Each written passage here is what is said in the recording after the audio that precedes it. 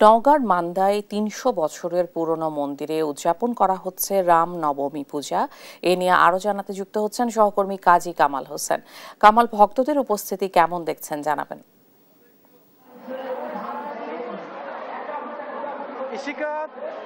আমি এখন দাঁড়িয়ে আছি নওগাঁ থেকে প্রায় ৪০ কিলোমিটার পশ্চিমে মান্দা উপজেলার ঠাকুরমান্দায় অবস্থিত শ্রী শ্রী রঘুনাথ জিউ রাম মন্দিরে। এটি প্রায় ৩০০ বছরের একটা ঐতিহ্যবাহী মন্দির, যেটা রামনবমীতে প্রতি বছর এখানে পালিত হয়ে থাকে। এই রামনবমীতে এই জিউর মন্দিরে নওগাঁ তো বটেই, দেশের বিভিন্ন জেলা থেকে এমনকি দক্ষিণ এশিয়ার বেশ কিছু, ভারত, নেপাল, ভুটান সহ বেশ কিছু দেশ থেকে এখানে ভক্ত দর্শনার্থীতে এসে থাকে।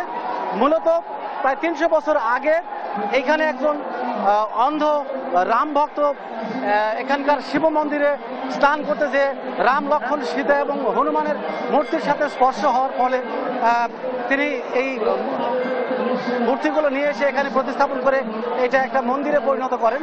পরবর্তীতে উনি অন্ধ থেকে একসময় অন্ধ থেকে ভালো হয়ে যান এবং আর্থিকভাবে স্বাচ্ছন্দ্য লাভ করার পরে এই মন্দিরটাকে উনি পূর্ণাঙ্গ রূপ দেওয়ার চেষ্টা করেন।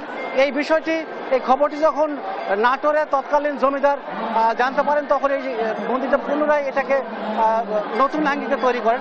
আমি এখন এই মন্দিরের সাধারণ সম্পাদক সত্যেন্দ্রনাথ প্রামাণিক, যিনি এই মন্দিরের সাধারণ সম্পাদক, তার কাছে জানতে চাইবো আসলে এবারে এই উৎসবটা কি উদ্দেশ্যে বা কোন উদ্দেশ্য থেকে পালিত হচ্ছে।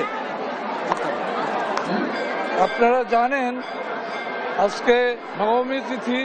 এই তিথিতে প্রতি বৎসরই এখানে রাম জন্মোৎসব পালিত হয়।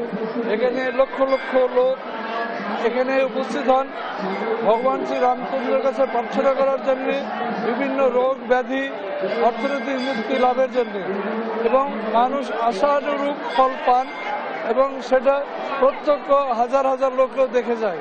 প্রতি বছরই এখানে কেউ না কেউ কোনো সৃষ্টিকর্তার আশীর্বাদ পেয়ে থাকে।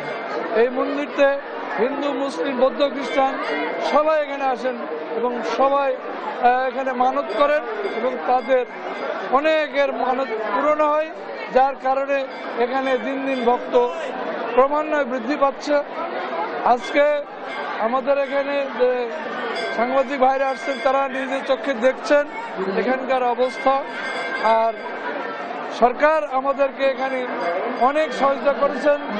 বর্তমান সরকার আমাদের নিরাপত্তার জন্য যত রকম প্রচেষ্টা করা দরকার, এসপি, ডিসি সাহেব, ডিএনও সাহেব, ডিআইজি সাহেব সবাই এখানে আসতেছেন এবং তেনারা লোক দিয়েছেন। আমরা খুব আনন্দ উৎসবমুখর ভাবে এই অনুষ্ঠানটি পালিত করতে পারতেছি। এর কারণে সরকারকে মন্দির কমিটির পক্ষ থেকে আমি ধন্যবাদ জানাই। ইশিকা শুনছিলেন মন্দির কমিটির সাধারণ সম্পাদক সত্যেন্দ্র প্রামাণিকের বক্তব্য। তিনি জানাচ্ছিলেন এই 9 দিনব্যাপী রামনবমীর শুরু হয়েছিল আজকে ভোর থেকে এবং ভোরবেলার পূজা অর্চনার পরে সকাল থেকে ভক্তদের জন্য এই মন্দিরটি খুলে দেওয়া হয়। লাখো ভক্তদের মুখরিত এই অনুষ্ঠানটি চলবে প্রায় 9 দিন ব্যাপী। তো রঘুনাথ জিউ মন্দির থেকে মোটামুটি এ পর্যন্ত ছিল আজকের। ইশিকা। কামাল, অনেক ধন্যবাদ আপনাকে।